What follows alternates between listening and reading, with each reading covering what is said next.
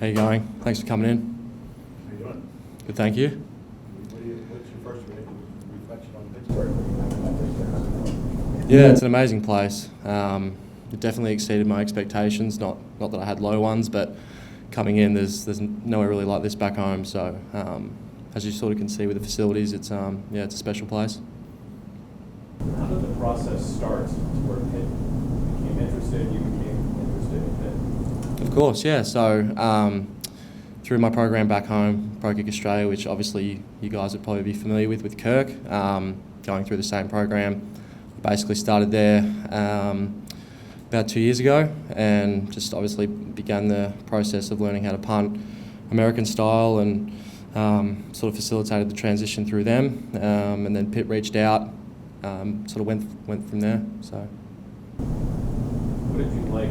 How much did you talk to Kirk and what did you really like about Pitt? Spoke to Kirk a lot, actually. He's been a really good sounding board for me through the whole process and even now. And he basically just told me that if you want to take your game to the next level and get a really good degree, this would be the place to come to. With Coach Narduzzi and Coach Powell, formed a really good relationship with them, and yeah, it was a no-brainer.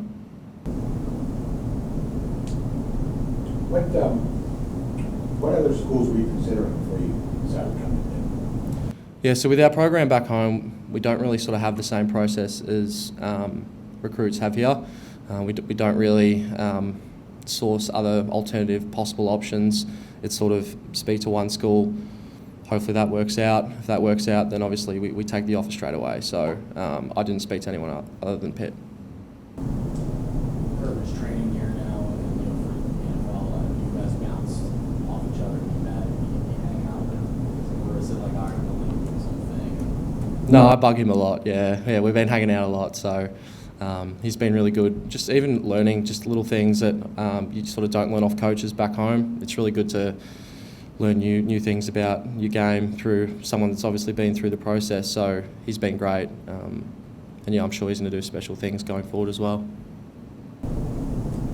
How tough was it with COVID? I know there were travel restrictions when you were trying to make that decision. Like how you mentioned, you only talked to Pitt, but not knowing exactly what the city looked like, what these facilities looked like, other than virtually. How hard was it to make that decision? Like, it's the school I want to talk to.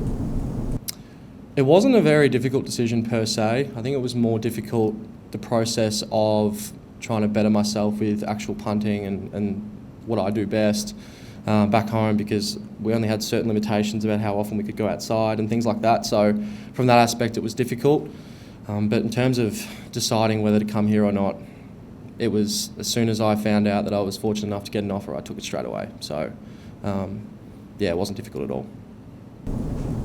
How different has life been in the U.S. and from Australia? Is this your first time being here? No, I've been here a fair few times, not to Pittsburgh specifically, but America. Yeah, I love it here. Yeah, I wouldn't, especially coming from the situation that we've all been in, but particularly back home, it's a stark contrast. So, yeah, I think you could ask any Australian that's now at college, they'll all say the same thing. It's definitely been nice to be able to sort of live a lot more freely and, just associate with people pretty much. You getting used to the hills around here? No, not yet. No, I'm still struggling to find my way around, and my fiancée Hallie, who's obviously from here, or from Cleveland, but when here, she's just like, I don't know how you don't know where we are yet, and I'm like, there's about 1 million bridges all over the city, so certainly struggling. Did they bring up the possibility of you being older for the field goals and extra points? Have you done that before? Yeah, so that's been brought up.